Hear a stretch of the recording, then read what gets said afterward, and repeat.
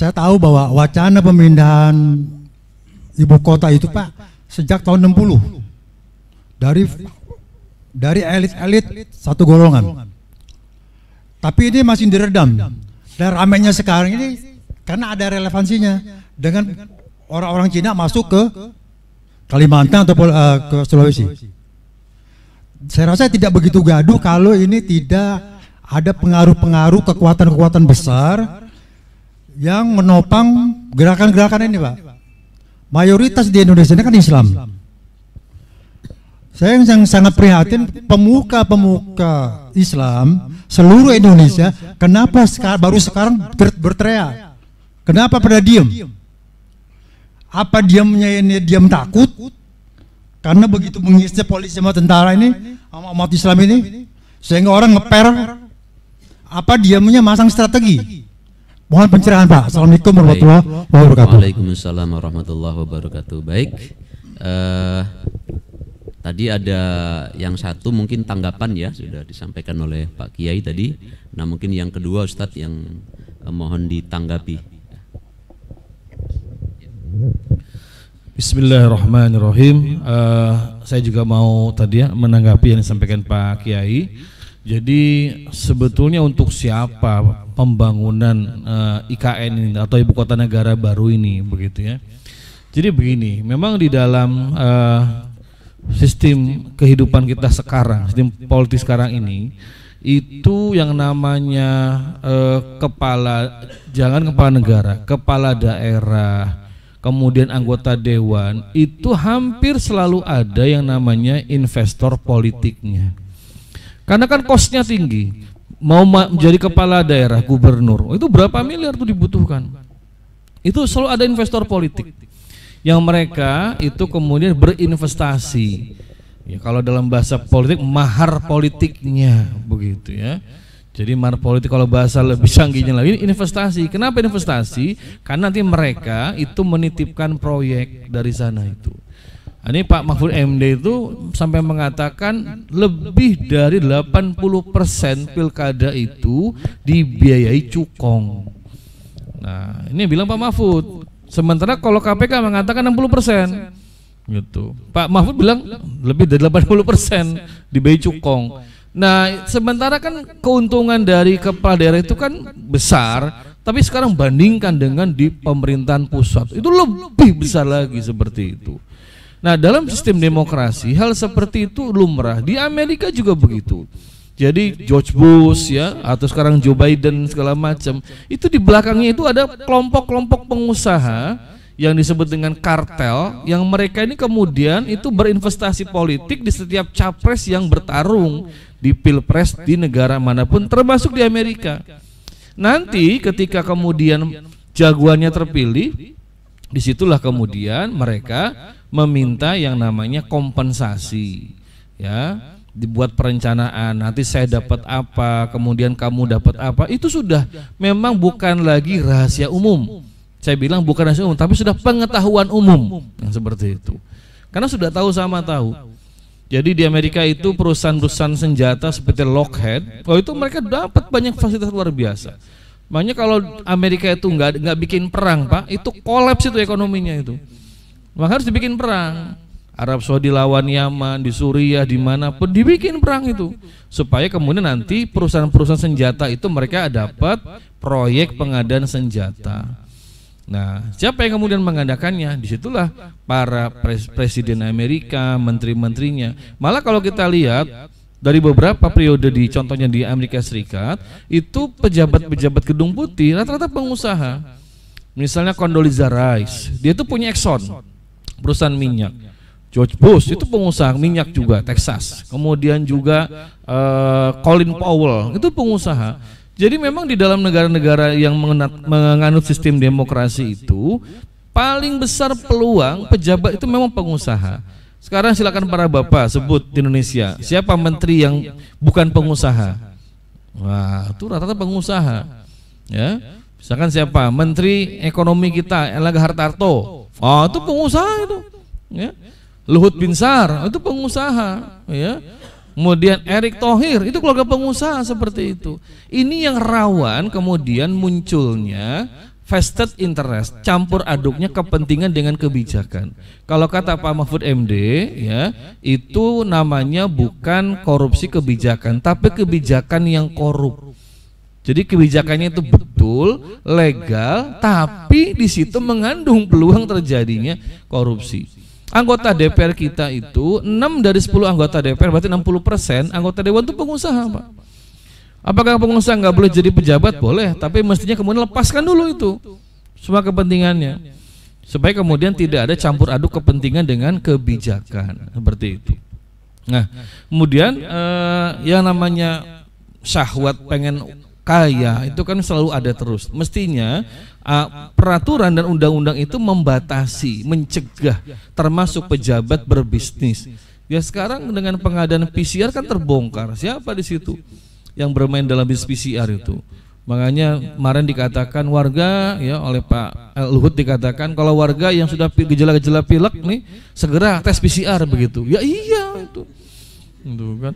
Kita jadi geleng-geleng kepala begitu ya. Jadi kalau bahasa dagangnya hidungmu itu sumber cuanku itu begitu ya. Tuh. Karena kalau Bapak naik pesawat, ambil sampai transit itu berapa kali ditusuk gitu Pak, dicolok hidung kita itu ya. Berapa kali colok hidung, itu berapa itu yang terjual tuh PCR kayak begitu kan.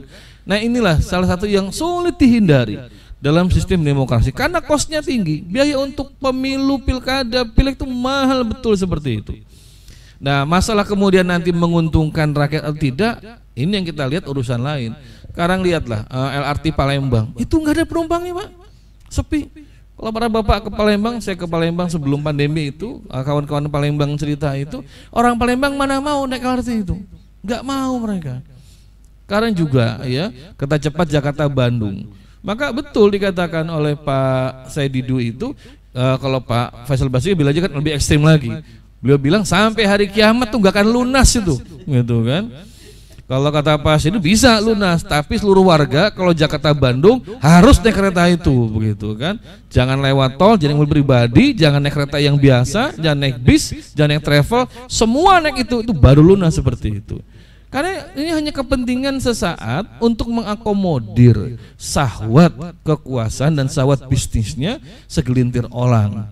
Yang kita sebut dengan kaum oligark itu mereka, yang disebut dengan sistemnya oligarki. Untuk kepentingan siapa kan nggak logis seperti itu. Lawang kita ke Bandung itu kereta biasa sudah enak, travel juga banyak, tol juga sudah nyaman. Nah ini kan banyak hal-hal yang memang tidak jelas kepentingannya, tapi dianggap itu penting seperti itu. Jadi untuk kepentingan siapa? Ya ini segelintir orang yang kita kenal dengan mereka kaum oligark. Mereka ini para pengusaha yang dekat dengan circle kekuasaan seperti itu. Yang itu diakui oleh Pak Mahfud MD, banyak undang-undang pasal itu pesanan yang kemudian dimunculkan. Jadi contoh misalkan undang-undang Minerba itu Pak, yang kemarin disahkan tahun lalu itu mengokohkan 7 pengusaha besar pertambangan batu bara. Jadi kalau ada pengusaha baru mau main itu sulit. Karena dengan undang-undang itu dikukuhkan itu. 7 raksasa tambang batu bara itu mereka kemudian bisa leluasa menjalankan dan memperpanjang konsesi lahan tambang batu baranya di sana itu. Ini maka ya subhanallah bahwa sistem kapitalisme ini dengan sistem demokrasi itu berkelindan. Memang itu pasangannya di situ, nyetelnya di situ.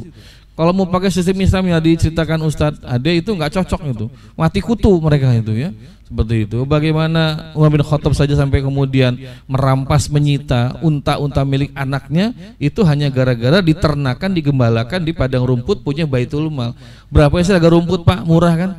Tapi Khalifah Umar kan nggak rela, disita itu untanya dimasukkan ke Baitul Mal. Itu Masya Allah ya, luar biasa. Terus yang kedua tadi sampaikan Imam Al-Ghazali itu saat di sana nanti bisa mengoreksi, itu mengatakan ya bahwasanya fasadur ra'ya bi fasadil muluk. Rusaknya rakyat itu karena rusaknya penguasa. Tapi fasadul muluk bi fasadil ulama. Berusaknya penguasa karena rusaknya ulama. Nah, hati-hati makanya ya para ajengan, para kiai itu kan sikap mendiamkan segala kemungkaran ini yang memperpanjang penderitaan rakyat seperti itu. Nah pertanyaan tadi kan dari Bapak, kenapa ini terjadi seperti itu? Ya karena begini, kita ini mengalami masa penjajahan yang panjang betul, 3,5 abad oleh Belanda. Dan Belanda tahu bahwa yang menjadi spirit perlawanan terhadap kolonial itu apa? Ruhul jihad di situ.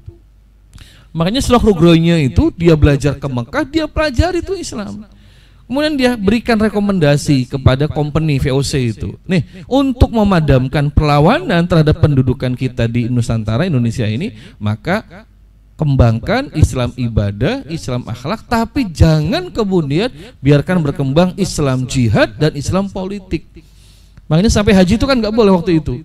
Karena kalau naik haji orang Indonesia ketemu dengan saudaranya di sana, ngobrol, bahaya itu nanti. Nanti bisa dikirim bantuan, ya, pasukan kemudian ke Nusantara, ke Indonesia seperti itu. Ini fase ini lama betul. Ini yang kita kenal dengan namanya politik depolitisasi. Jadi menjauhkan umat muslim itu dari aktivitas politik. Kita sering dengar politik itu kotor, najis, haram, bahkan di masjid sering tempel gitu kan, dilarang membicarakan masalah politik. Ya, kalau kampanye jangan. Ya. Tapi ini kan heran kalau membicarakan urusan politik umat begitu kan, yang penting dilarang. Tapi gitu giliran ada juru kampanye masuk situ ya, diterima begitu kan. Seperti itu. Nah, ini yang kemudian kita khawatirkan demikian. Ini panjang sekali masanya. Masuk masa di Orde Lama, kita juga lihat bagaimana Orde Lama itu mereka mendiskreditkan politisi muslim. Dibubarkanlah Masumi, Buya Hamka masuk penjara, kemudian juga tokoh-tokoh Islam lain masuk penjara tanpa kemudian dakwaan yang jelas. Untuk apa? Untuk menghilangkan faktor Islam politik di sana itu. Masuk Orde Baru dilanjutkan oleh Pak Harto.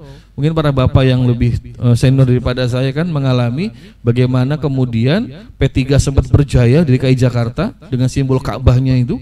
Ini membuat gerah ini Orde Baru, bikin gerah Golkar itu, hanya kemudian dibuatlah politik asas tunggal. Sampai simbolnya Ka'bah pun harus diganti. Ganti lambang bintang. Nggak cukup itu, kemudian diinfiltrasi, dibuat pecah itu P3 itu di dalam. Sehingga kemudian berkeping-keping lah P3, akhirnya kemudian menimbulkan kondisi politik umat itu yang semakin lemah pada masa itu. Ya. Nah, masuk sekarang ke Orde Reformasi, muncul partai-partai Islam. Nah, ini mulai muncul gelagat Pak, supaya kemudian jangan sampai ada kelompok ormas parpol yang menjadikan Islam sebagai ideologi kelompoknya. Nah, maka yang kedua ini dilakukan namanya politik deislamisasi. Dijauhkan kemudian umat dari Islam. Udahlah, kita ini hidup bernegara berbangsa, nggak usah bawa-bawa agama. Agama itu ada kalau nanti pas kampanye aja begitu ya. Pakai sorban, pakai peci masuk pesantren boleh, tapi kalau ngomong politik dengan basis agama itu nggak boleh. Jadi dua hal ini Pak yang membuat kemudian ya lumpuh kemudian kontrol sosial dari para ulama, dari para asatid kepada kemudian pemerintah begitu kan. Nah, kalau sudah lumpuh ini siapa yang mengontrol? Sementara kita mayoritas adalah muslim di sini.